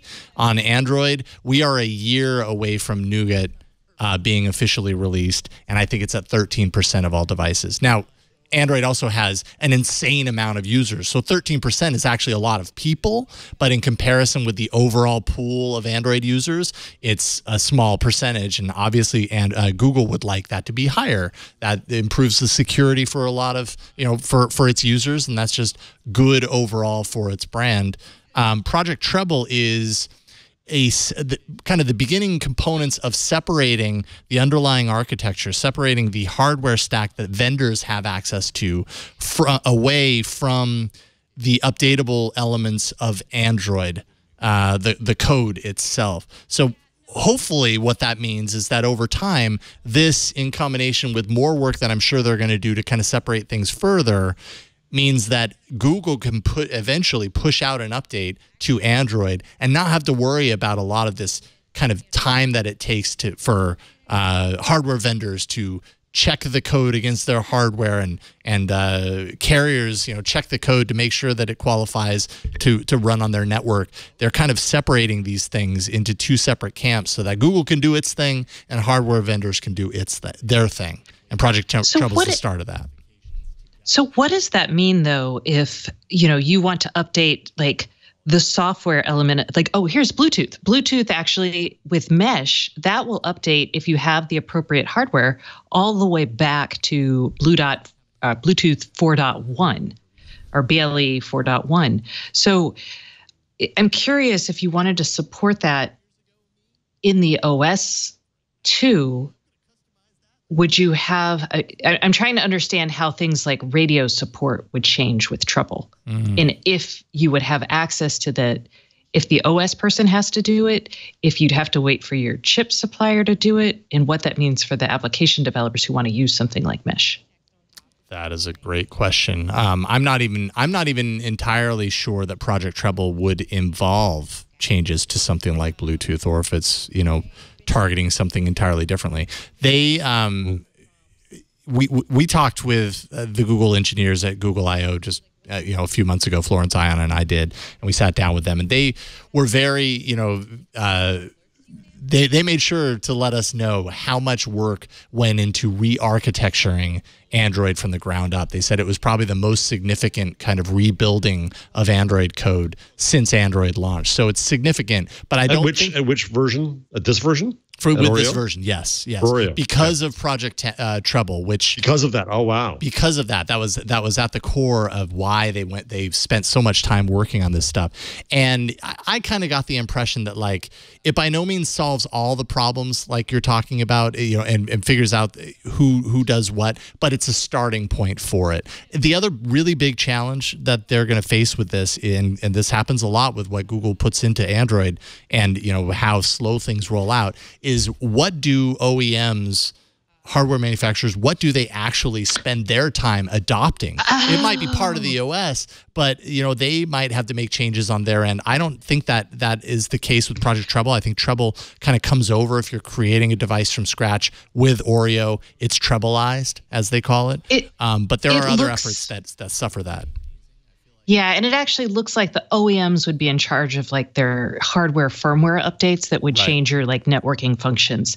The difference is the Android stuff and everything running independent on those, they now run, like you said, independently. Mm-hmm. So if I'm redoing Android, I don't have to check every version of Android against the current hardware regime, which would make it faster. Okay, I see now. Mm-hmm. Yay! I know that was a long way to get me there. Sorry. No. Well, I mean, I'm still somewhat confused around Treble either. I'm very happy to see Google taking this so seriously and being creative about, realizing that they needed to rebuild something in order to make this happen. And I really hope it leads to even better things as far as the update situation that. So let me understand the impact of this. You'd have to get to the O level to then have more rapid Google updates under Google's control, not the OEM's control, to the Google portion. Potentially. Now, here's where it gets a little tricky, right? Like they did say months ago when they first started talking about this that legacy Android devices that are updated to Oreo would not be Trebleized. That it would only be new devices launching with Oreo. The only legacy device that would be Trebleized would be its own Pixel devices from last year. However, probably because the underlying device hardware would also have to be modularized as part of this. So that makes sense, actually. Right. No, that makes sense. They did say, though, there was a podcast, I think just yesterday, with a number of Android engineers on it. Chet Haas was there, a few other folks, where they hinted at the fact that they are working with, they said, some companies to update their flagships to Oreo while Trebleizing them at the same time. So we don't know who, we don't know what devices, but they're hinting now more than what they said a few months ago, which is that Treble could be coming to more devices that are just merely being updated to Oreo, and that's good news. Now I see why you're confused. It's a little confusing. Hey, but you know what? When things break, you can call it treble damages. Ooh, there's copyright joke. Trouble and trouble. Or too much caffeine. Trouble Stacey. and trouble. Sorry. Okay, I'm backing off. The trouble with trebles. Yes. The trouble with treble. Oh, the trouble with treble. There are also some folks complaining about Bluetooth issues with Android 8. And actually this Sam Abuelsamid of the Wheel Bearings podcast, we have him on Tech News Today every once in a while to talk about autonomous vehicle technology and stuff. He had told me that, prior to this update, had broken his Bluetooth auto connectability with Android Auto a few weeks ago, and he was wondering if this new update had fixed that. But apparently a lot of people who are updating to Oreo are finding that their devices won't connect to Android Auto when they get in, has trouble connecting to headphones, might connect but then drop out intermittently. I have a little bit of that on my Pixel. And your Pixel is updated at this point? Are you on the... Well, updated to what? To O? No. Oh, okay. So maybe it's just not a problem. Yeah, I don't know if this is the same or a different problem. By the way, if you want to get in on Oreo, because it's the official release at this point, sign up for the beta, and you'll get a push to you'll get a notification right now that you can update to Oreo. Oh, what was that? Say, sign up for the beta. If you are on the beta program, you can have access to Oreo right now. I thought I was. Check your system update and see if it'll trigger it. I did about an hour ago. Oh, and nothing. Nothing. And strangely, you'll know you're on Oreo if when you go to settings, A, it says Oreo, and B, when you do the Easter egg tap, where you tap on the version number and it pulls up the letter or whatever. If you go through that whole process, it'll pull up an octopus. It doesn't pull up an Oreo. It pulls up an octopus. Go figure. Confusing. Nope. Maybe there is a limit to the trademark. Hey, so maybe there is. Yeah, that's a good question. Did you get the essential phone or? You know what? Leo's waiting for it. We have not gotten the essential phone. I asked him the other day if he got a shipping notice for it, and he says he hasn't even gotten that, even though he got his order in very early. Okay. I'm still in the market for a phone, so I'm like, it's a good time. Note for you, 8. Stacey. I know. That's why I'm very eager. Yeah. Well, the essential. I mean, Ron Richards, all about Android. He went to the Essential event in New York on Monday, and we talked about it and showed video that he captured while he was there. He got to play around with the Essential phone. We talked about that on yesterday's All About Android, so you can check that out if you want, but he was very impressed. Everything that he saw, he said that the device just felt significant. You know what I mean? Like it had a nice weight to it. It was super elegant. He was incredibly impressed, so... Okay. Seems like a good or my option. $1,000 Note 8. We'll talk about that next. Let's talk about that next. Yeah. We definitely need to dive into Samsung's I want to hear big your announcement. perspective on that, sir. I've got opinions, and we will we'll chat about that. But first, let's take a break and thank the sponsor of this episode of This Week in Google, and that's LegalZoom. I love LegalZoom. I've been using LegalZoom for years. I used them when we had our first kid to set up and actually create our will, and it was the easiest process in the world. And so I love it when I get to do their read, to promote them, because it was just so awesome. It's National Make a Will Month also, so it's perfect timing at LegalZoom. That means it's time to take control of your family and your assets. Preparing for your family's future is the most important thing that you'll do this summer. Sure, there's a whole lot to think about. We've got lots on our minds, but that's why LegalZoom created an estate planning kit to get you going. Go to LegalZoom.com/prepare, and you'll get your free kit. You'll receive helpful information and LegalZoom discounts, all the things that you need to stop procrastinating, stop putting it off, and to start preparing for your family's future. LegalZoom designed this kit to provide the tools you need all in one place. Whether a will or a trust is right for you, you'll get special LegalZoom discounts, plus an estate plan checklist, an ebook, and other information to help you decide. LegalZoom is not a law firm. If you have any questions, you can always get advice from their network of attorneys available in all 50 states. And yeah, the process is super simple. I actually have to go back in there and add our second daughter to this. I really need to take advantage of this and get her added. I know it's the right thing to do. And that's the thing. It's so easy to put this off. But you know that it's the right thing to do. You know that the sooner you do it, the better. So go to LegalZoom.com/prepare today. There's no obligation, just great resources to help you protect everything you care about and during National Make a Will Month. That's LegalZoom.com/prepare. And we thank LegalZoom for their support of This Week in Google. All right, so early this morning, about 8 a.m. Pacific, 11 a.m. Eastern, Samsung held its Unpacked event and showed off the next Note, the Note 8. Samsung hopes that you will forget everything you thought you knew about the Note 7, and you will embrace the Note 8. They actually started the event I wasn't sure if they were going to address it directly, but they started with a promotional kind of video about, basically addressing specifically like, we let you down. You put your trust in us. Oh, really? We let you down. Oh. And, but then showing all the people who, stuck with Samsung and, hey, thank you for sticking with us and all that kind of stuff. So they addressed it first and foremost. Smart. Good. Yeah. Yeah. But they showed off the Note 8, design similar to the S8. I have the S8 Plus here. Let me get the fingerprints off it because it is a magnet for fingerprints. But I have the S8 Plus here. So it's very similar to this in the kind of what they call the infinity display, the edges on the side. On the Note 8, of course, you'll have the S Pen that pops out of the corner down there. Very similar. It's basically the same design language as what you have with the S8 and the S8 Plus right now. But a little bit larger, 6.3-inch infinity display.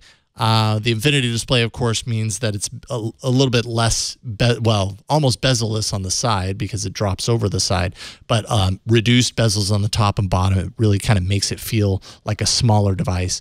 Nice Snapdragon 835, which is pretty standard for the premium smartphones this year. 6 gigs of RAM, most RAM that they offer. S Pen, like I said, live message GIFs, so you can draw these.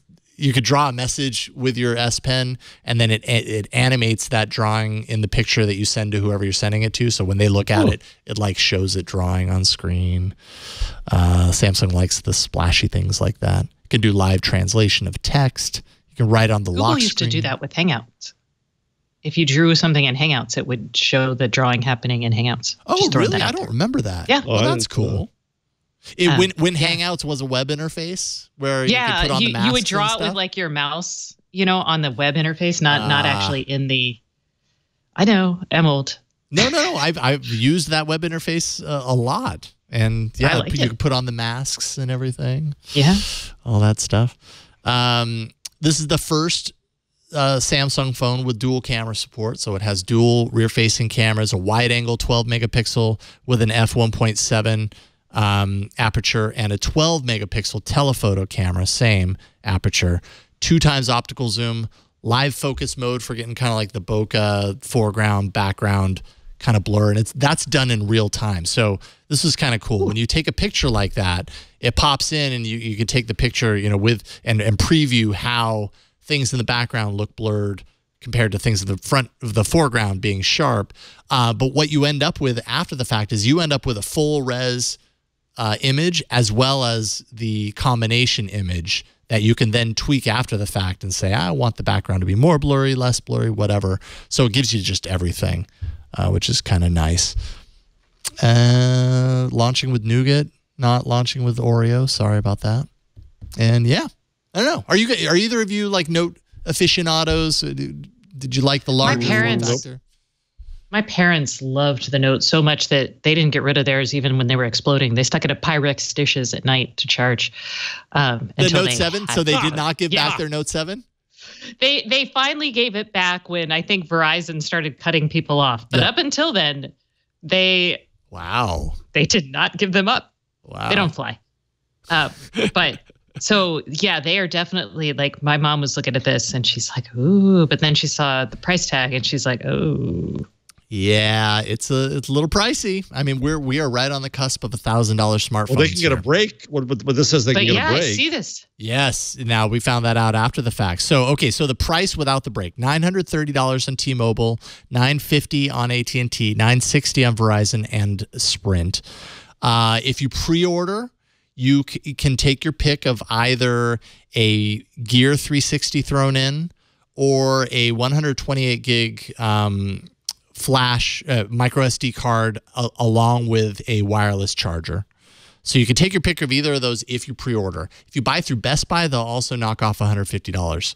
However, if you bought, and whether you returned it or whether you still have it or whatever, I'm curious to see how they handle this. The Note 7, you get up to, up to $425 of a discount off of the Note 7, which is crazy. Significant.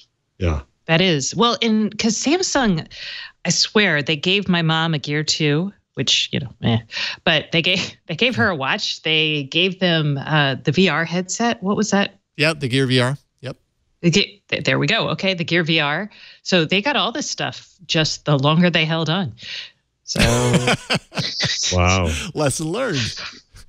Yeah. So a discount, yay. Maybe they'll do it. And they kind of feel more loyal now. They're like, well, they did exploding phones, but ours didn't explode. And look at all this free stuff we got. Well, I mean, isn't that the interesting story here? That's what kind of fascinates me, is that when all the Note 7 stuff, now maybe it was overblown, but people really reacted to it. The press certainly reacted to it. Mm-hmm. You did not stop hearing about it. And I'm guilty of that. We talked about it so much on this network and on the shows that I was doing. It just seemed like a really big deal. And I think the reason I was concerned about it is that Samsung was near, if not at the top of the heap. At the time, I was like, man, they can only go down based on this experience. Like, this is bad for the company. Turns out Samsung has had record-breaking revenue the past few earnings calls. People who were Note 7 fans are just as dedicated to this next Note as they were to that one. It really did very little, I think, to damage their brand loyalty, their brand reputation. And that's just a really, I don't know, that's pretty significant for that company. Well, they did. I mean, so they didn't tell us what exactly was happening, but when they realized that there were phones that were unexplainedly and unexpectedly exploding, they took care of it. They didn't, I mean, that goes a long way, I think, to fixing it. I think, though, at the beginning, they may have been less chatty, but they once they realized the scope of the problem, they changed their tune really quick. Yeah, they did. Yeah. It was existential for that part of the company. Yeah. Yeah. Well, it seems to have worked for them. Although nearly $1,000 phone, this is not an inexpensive device by any stretch. And I don't know. I think once Apple has their announcement of the next iPhone, I think we don't know the price yet, but one could expect that it's probably in the same price range as this for the top. When do we expect the new Pixel announcement? When do they usually announce Google? I think the last time they had an announcement was sometime early October, I believe, and then it was released end of October. So, those leaks are probably going to start happening pretty rapidly. So you're not willing to wait that long, Stacey? No, I can wait that long. Yeah. Okay. And I think that, that's not crazy. And I mean, my phone is actually, it's getting kind of wacky. I feel it. It feels aged. What do you have right now? Okay. What is your phone?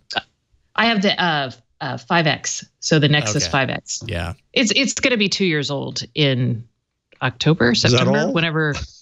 I know. It feels like about 5 years, doesn't it? I know, right? It does. It feels like forever.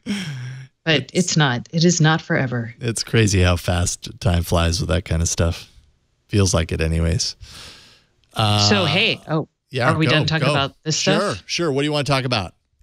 I want to talk about Sonos and the updates and get your opinions about kind of this concept of services. Are we buying devices or are we buying services? Because I don't know if you saw this, but Sonos changed its terms of service in preparation for the Amazon Echo integration. And as part of that, it said it wanted to collect data from people. We can go into what data. But it also said that if you don't agree to the change in service, eventually some of your Sonos products may stop working. So did you guys not see this? I did not see this. Including Sonos products you bought previously? Yes. So that's what's so interesting. So let's put this on the run. It's a ZDNet story. Sonos says users must accept new privacy policy or devices may, quote, cease to function. What does that have to do with privacy? So it's supporting. I thought it'd be like a copyright licensing or something like that. Privacy? Well, okay. I'm trying to remember. This is probably just to protect their rear end. Privacy. So the privacy policy is to get data from the devices. So when you take data from devices, so they want they call it functional data, including your email address, IP addresses, account info, device data, information about Wi-Fi antennas, your room names, and error data. So there's apparently users can opt out of some kinds of data, personal information, but not that data. And if you don't agree to that, then some of your devices over time may cease to function, is what they're saying. So it's their privacy, but it's also the privacy party is part of their terms of service. And they're saying that their service requires these pieces of information. They say you can opt out of submitting certain types of personal information to the company, like additional usage data, performance, activity information. But yeah, once you switch off that data that they feel is necessary for all of those devices to perform basic functions, things aren't going to work the way they used to. Man, I don't know how I feel about that. So I think it was last week, Plex, the digital media company player thing. I never know what to call Plex. That works. A media server? Media server, yeah. Yeah? So they changed their terms of service, and it's remarkably similar. So I just wanted to bring this up because I think this is an issue that there's actually a good reason for this, but I think it's an issue that we're probably going to encounter more often as we buy more connected devices. But it's also an issue where I think companies can handle it a little bit better. So like Sonos, I have 6 Sonoses, and one of them I bought all the way back in like 2008. And, if I decided not to update my Sonoses and that guy stopped working next year, I would still have had 10 years. So you bought it with the presumption it was yours forever. I did. Mm-hmm. Is there any functional? There is. So necessity. There's two things. Okay. If you do the Madam A integration, they're going to be responsible for quality of service.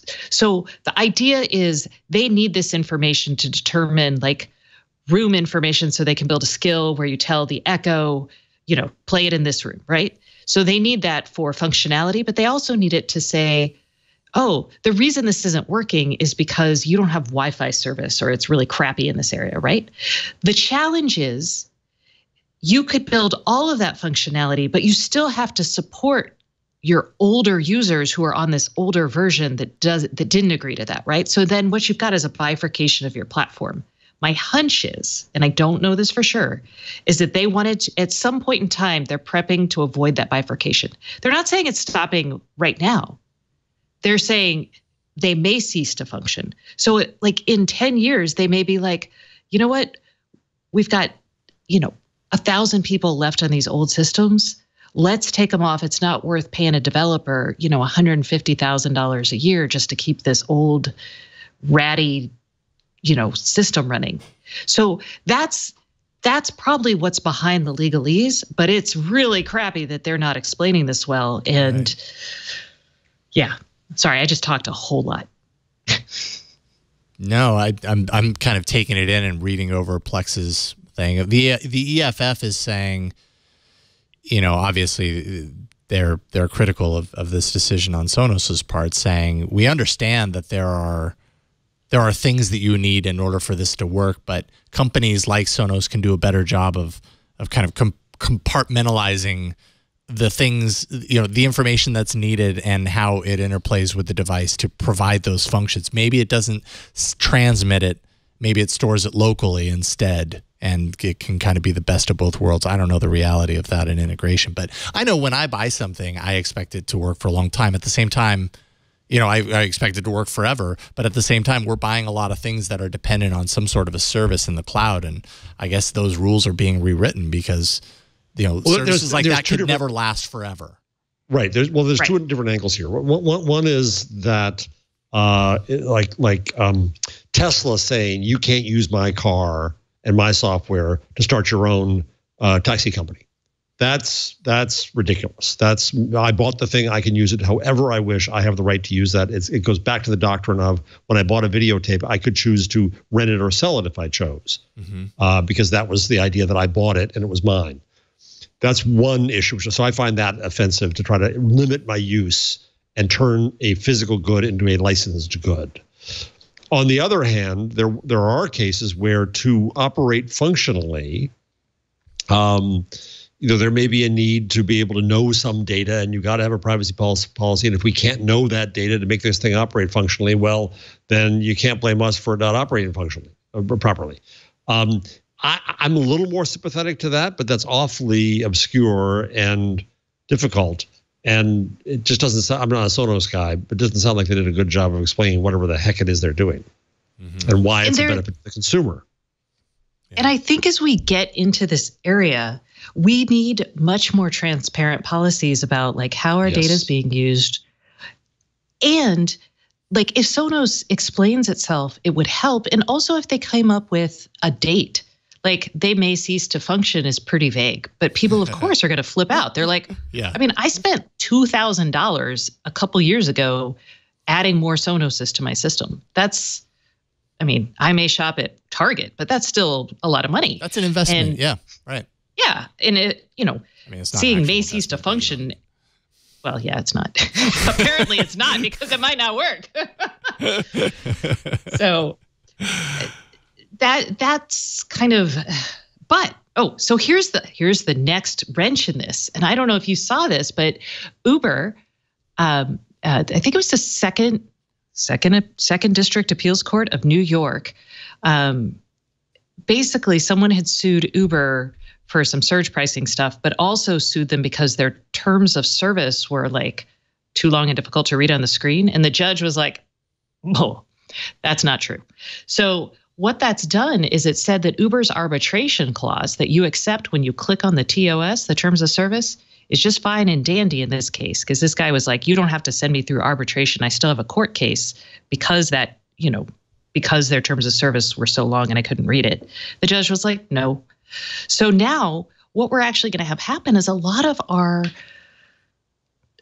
terms of service disagreements and things like this, they might actually get fought in arbitration and not in the public courts, which I think is a huge problem, because if someone's going to take Sonos to like a class action suit for this, and we're going to see a lot of explanation and what's happening here, that's great. But if they do it behind the curtain, that's terrible. We're not going to have any sense of what's happening to our digital rights as we move more of our economy and property and ownership to these places. Mm-hmm.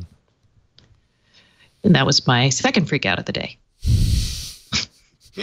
How can we tie this into food, though, is the question. We haven't tied this story into any sort of food. I have a connected oven. And what if one day it doesn't work, or no, it refuses to make queso. There, we got there. You don't make queso in an oven. It says, well, I don't know. Well, I'm going to make mine in an oven because all I have to do is microwave mine from Trader Joe's. So yes. And it's going to say, and your oven would say, we don't shop at Walmart. We don't shop at TJ Maxx, and we will not microwave queso. Can't do it. Won't do it. Against the terms of service, not happening. We don't microwave queso that doesn't have any nutritional value whatsoever. But yeah, so I was going to say maybe my oven company signs a deal with, you know, Trader Joe's or Amazon, and so suddenly it will not make any recipes. Suddenly all the recipes that I have grown to love would change.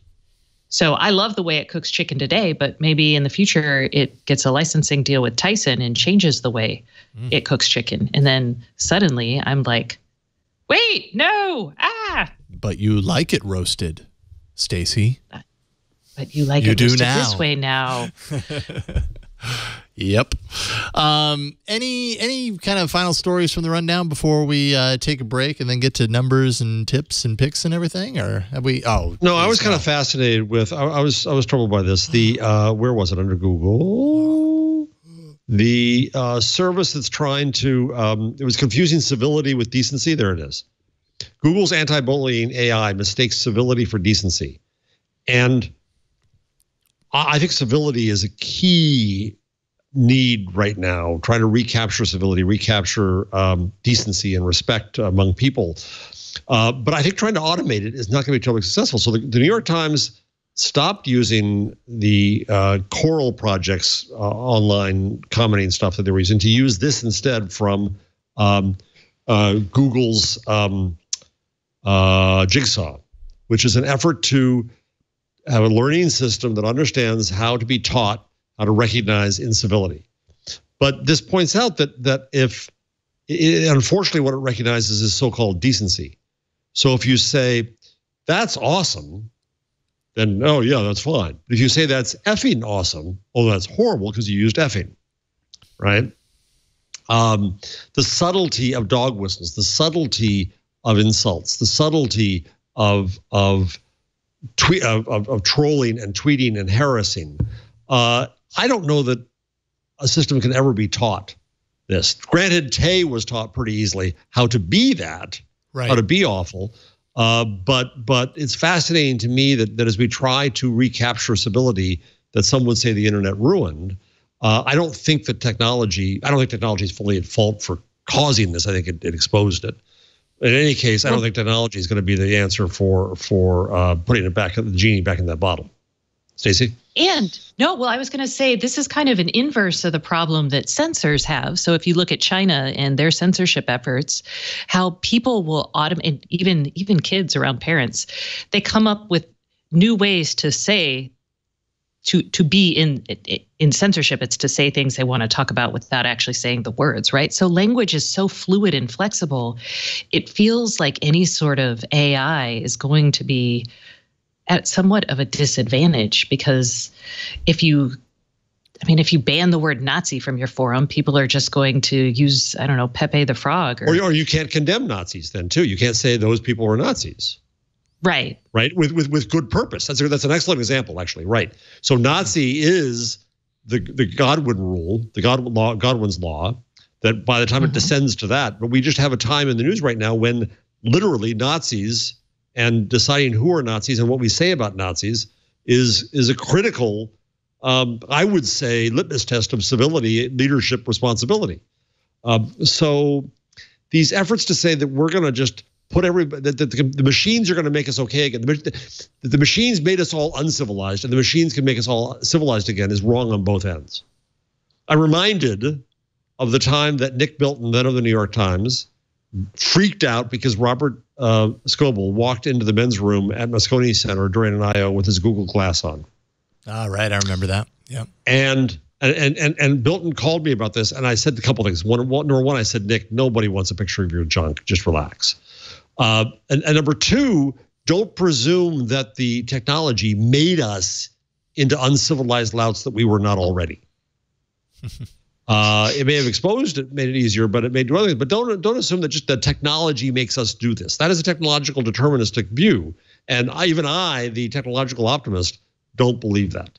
So I just found this really, really interesting. I think recapturing civility to me in this whole fake news thing that I concentrate on a lot these days, I think that civility, respect, is a precondition for openness to facts, which is a precondition for openness to people's perspectives. So recapturing civility is absolutely critical. But if we think that an algorithm is going to do it, no matter how smart the algorithm, no matter how well trained, we are fooling ourselves. I just found it interesting. That's all. Yeah, maybe at some point these algorithms, the AI gets, there's some sort of breakthrough where nuance, where it takes it to a new level in this, like, understanding nuance and understanding context to. By the time we're there, we're in perfect translation of languages. Yeah. Right, because that's the unemotional level where you get nuance. Right. Well, and nuance varies by people and by culture. Yes. That's also. Yes. I mean, I pity the computer. I mean, people suck at it. We just try to be graceful, mostly, when it happens. So, yeah, I don't know how a computer is going to handle that, and how people will handle computers handling that. Well, I wrote a piece some years ago for The Guardian, which and I won't spell the word out, but I said that BS spelled out is political speech. If you cannot call BS on things, then you are restricted from political speech. So when the FCC and others won't allow you to say that word on the air, or for that matter, YouTube in this context, which is why I'm not saying it, it restricts political speech, not just profane speech. Oh, I just say that's horse poop. Well, thanks a lot, Stacey. I'm just saying that, or as my daughter, I pointed out something to her. I came in because I do tend to swear, and she is very judgmental of me. I told her I had seen a survey that said people who swear are more like honest and more authentic. They are more authentic than other people. And she looked at me and she said, "Mom, that's garbage. And the way she said it, she might as well have said BS. Effing garbage. Yes, Nuance. she had just so much scorn. Just, that's garbage. I was like, That's interesting that your daughter is the Puritan. It's the age. I think when I was 9, I was a Puritan, or 9 and true. 10. I was very judgy. Yeah, that's true. She just turned 11, so we'll see how long that lasts. That ends the day she turns 11. That's how it works. We're right? still. I No? still got to Okay. look this morning. Awesome. Well, okay, we're going to take a break, and then we're going to come back and do tips, tricks, and whatever else we got there at the end of the show. I'm not really quite sure. Numbers, all sorts of things. We've got lots of stuff for you left over for the show. But before that, let's thank the sponsor. This Week in Google is brought to you by Rocket Mortgage by Quicken Loans. If you've gone through the mortgage process, you already know that the process it's not always the easiest thing in the world. It's dated. It needed a client-focused technological revolution, something to kind of tie in with our digital lives where we do everything online. So why not secure a mortgage online and make that process easier? And that's why Quicken Loans created Rocket Mortgage. Rocket Mortgage gives you the confidence that you need when it comes to buying a home or even refinancing your existing home loan. It's simple. It allows you to fully understand all of the details and be confident that you're getting the right mortgage for you. It's convenient. They have trusted partners that allow you to share your financial information with Rocket Mortgage at the touch of a button. All those relationships make it so easy, you don't really have to do a whole lot in the process. It's nice. It's powerful. Whether you're looking to buy your first home or your 10th, Rocket Mortgage is able to perform thousands of calculations in seconds. It's based on your income, your assets, your credit. Rocket Mortgage takes all of that and analyzes all of the home loan options for which you qualify. And then, of course, finds the one that's just right for you and gives that to you. Rocket Mortgage by Quicken Loans. Apply simply, understand fully, mortgage confidently. To get started, go to rocketmortgage.com/twig. That's rocketmortgage.com/twig. Equal housing lender, licensed in all 50 states, NMLS, consumeraccess.org, number 3030. And we thank Rocket Mortgage by Quicken Loans for their support of This Week in Google. All right, Stacey, why don't we start with you? What's on your mind? What's the thing this week? So I got a bum light with my IKEA light, and I haven't gone out to replace it. So sucks. Is this the IKEA Smart Light? Whatever. This is the I'll show you the broken version, which is this guy, the Trodfee. Oh, okay. So stay tuned for that, you guys. But I was going to, so my alternate pick is the prepared.org. This is a newsletter I subscribe to, and I think because of the audience overlap, this is about hardware manufacturing, engineering, and just nerdy tech stuff. So like, it's not necessarily, it's a weekly newsletter. There's also a podcast. But it's like the physical world around you and how it's made. And it's everything from a profile that James Hamilton over at Amazon wrote like several months ago about his trip to a fiber laying ship. So like how that process works, to things like really geeky stuff on teardowns on like Arduinos and chips and fun stuff. So I like it. I think a lot of you guys might like it too. The Prepared. I thought you said Be Prepared, and that took me to the scouting website. Oh, sorry, not the Scouts. They're lovely too, but The Prepared. The Prepared. There it is. Okay, gotcha. So, that's just the tool guide for people who do stuff. Oh, what's a rip hammer? I don't even know. But the newsletter, I get the newsletter. Off, like siding and things? Isn't that what a rip hammer is? I don't know. Do you need food to be prepared, Stacey? Are you going to bring us back to the theme of the day or not? I can take you back to the theme of the day. I can give you a great recipe. Google has surfaced a wonderful foie gras recipe for me that I can share with you guys if you like. I was like, mulled wine in August. How do we feel about that? Or I could tell you, the Instapot. Everyone should have one. That is all. The rip hammer is generally used for framing and ripping construction tasks, while a curved claw hammer is a double-ended hammer that is used for hammering and pulling out of nails. Okay. That is Jeff's number? No, that's not Jeff's number. No, but I am feel like delighted. you have something I better than imagine it was Karsten was funny, putting in the queso nutritional numbers under my number. Nice. 15 calories. 15 calories. What? Right? 15 calories. Calories from fat, 0. Total fat, 0.5. Saturated fat, 0. This is cheese, it's supposed to be. Trans fat, 0. Cholesterol, 0. As somebody said in Twitter when I put this up, the sodium is going to kill you at 170 megs. Yeah, 170 milligrams. Oh, wow. Look at that. Carbohydrates, 3. Oh, okay. I was like 2 tablespoons. Never mind. I was like, that's not that bad, actually. But this is queso? No, it is not. If it tastes decent, I'm bathing in it. Carson says it's really good. Carson's had it? He's freaking out over it right now.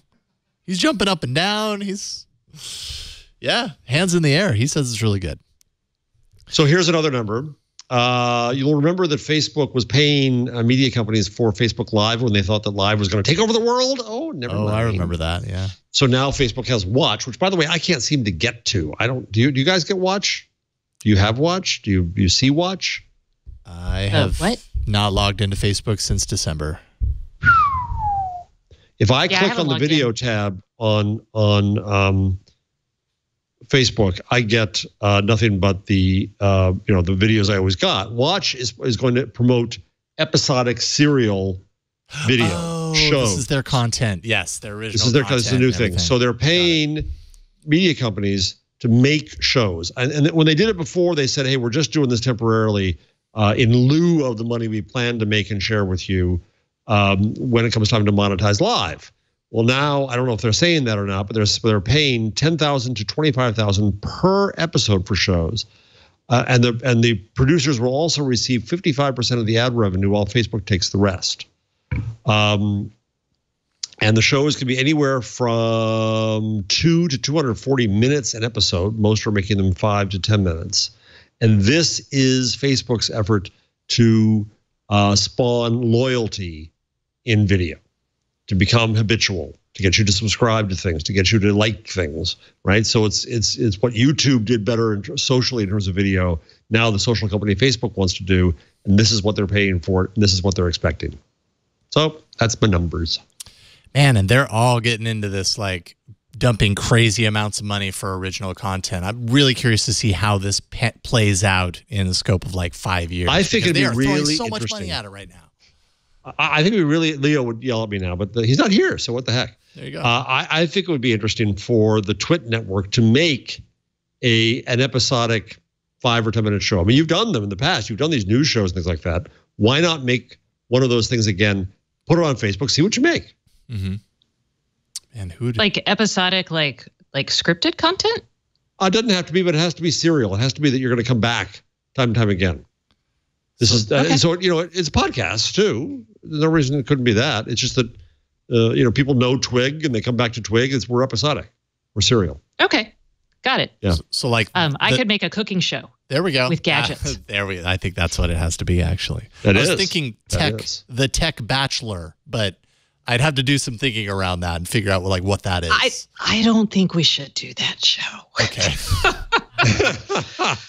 That's going to be my free advice to you. Good. I'm happy you talked me down off the ledge. I appreciate it. Speaking of which, Stacey, was this discussed last week when I wasn't here? The Economist letter that Larry Page should have sent to the guy who wrote the memo at Google?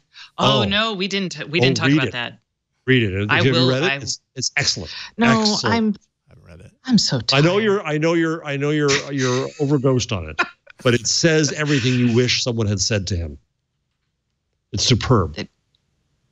Yeah. There it is. Yeah. I haven't read through it, but I recommend it. I think we've. Yeah, I'm a little exhausted. They have the same haircut. Is that true? No. Short. Kind of. Both are short. Right. One is gray. One is not. Well, okay. Yes. Haircut. Mine's really quick here. If you use Google Inbox and you have multiple accounts, they added a new feature to Google Inbox that allows you to combine all of your email accounts, all of your inboxes into one feed which is as noisy as you could possibly expect it to be. When I go into mine, you can safely take mine. I'll show you. It's nothing but spam and everything from the folders that I never look at all. So it would be nice to be able to come in here and do some, I mean, there's some legitimate stuff. Sam Boyle Smith. This is inboxes from 2 accounts or inboxes within 1 account? This is all inboxes from any account that I'm signed, all of the accounts that I'm signed into inbox with. Plural accounts. Yes. So I've got my work email, I've got my personal email, and all of the inboxes within both of those combined into a single feed. When you respond to one from your work email, it will send back to work versus personal to personal? I imagine so. Yeah, when you tap through, it's as if you tapped into it from that particular account. So if you like noise. This isn't in Gmail. This is in Inbox. This is in Inbox. That's okay. I was like, I've had this for a long time. And then I'm like, because it's Inbox. Right. So, this was a feature in Gmail for a while.